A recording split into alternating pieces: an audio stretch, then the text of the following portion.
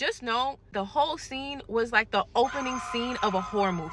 Let's set the scene. I'm pulling up into a cul-de-sac of a neighborhood, right? I'm delivering a package. At the same time that I am pulling up to the house on the street, there is a woman and her son at the door, and they look like they're visiting or maybe picking somebody up. I'm pulling up, and as I'm pulling up, the lady hears my car coming, and she turns around. She does that one little number like this, and then she turns back around facing the door because her attention is with whatever's going on in the house. Her son is standing next to her. Her son is probably like 8-9 years old, something like that. By the time I pull up to the same house that they are standing at, I no longer have a visual of them standing out the door. That is important to know. I'm a courier, like that's what I do full time.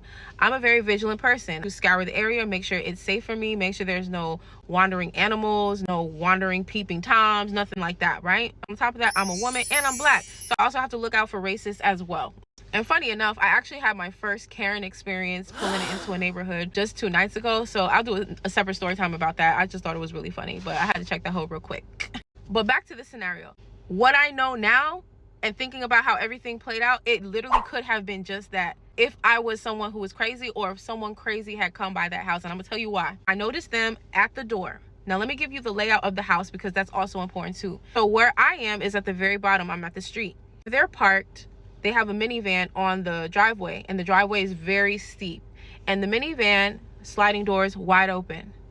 The house, garage door wide open. Now, where the driveway stops at the top, that's where the foundation of the house begins. So you have to climb up a flight of stairs and then walk back a little bit to reach the front door. So by the time you get to the front door, you no longer have a visual of anything that is on the driveway because the homeowners also have like this shrubbery around that walkway. So it blocks your view of the actual driveway. So you can't see over the shrubs. Also important to know. I also sat in the car and waited, right? A couple of seconds. I waited like 15 to 30 seconds because I wanted them to be away from the door so that I could like do what I need to do and just leave. I didn't want to like interact with them. I don't know. I don't like interacting with people. I just like to do my job and leave. So I grab the package, I scan it, do what I need to do, hop out, and I'm starting to hike up this very steep driveway. And as I'm doing so, I hear some ruffling going on. I'm thinking like it's a dog or something. And I look in the van because that's where the noise was coming from. And it's a toddler strapped in their car seat. And I'm like, oh, hi, you know, and the baby's just like laughing. Mind you, by the time I noticed this baby, at least a minute and a half or so has gone by. Minute and a half. So when I get to the top of the driveway, I go up the same stairs that get to the front door. Only the son is at the front door. The mom is inside the house. I'm going up the stairs and I'm saying hi, you know, so that he's not like alarmed. So he kind of looked like a little timid, like a little afraidish. So he kind of like slithers into the front door and then closes it behind him. So now it's just me at the front door with the package. So I do what I do, take the picture, and that baby is still outside in the van with both sliding doors open. Okay, so I start making my way back down those same stairs and then going down the same steep driveway, and the baby's still sitting in the car. And mind you, now that I'm thinking about it, I live in Florida. It's hot as hell down here. Like right now, it is 89 degrees. It's been hitting 90 degrees consistently all week.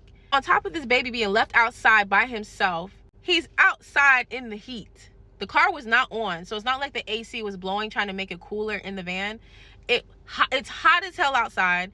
Hot air is blowing all over the place. She's literally setting up her son to be bait for somebody to come and snatch up. And then she's gonna be the same woman on the 6 o'clock news, boo-hoo crying, snotty nose, asking the community and begging us for help to find her child. The same child that you neglected outside for minutes. Hello?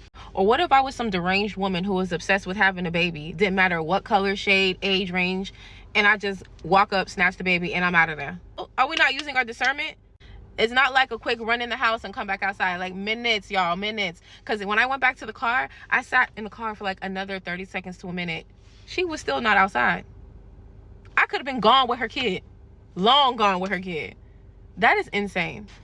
And I get that sometimes it can be a hassle to unstrap the baby, do what you gotta do, come back and strap the baby again, especially if it's not gonna be a very long interaction. But I'm telling y'all, this was not one of those 1-2 situations. Like literally, she was gone for a couple of minutes.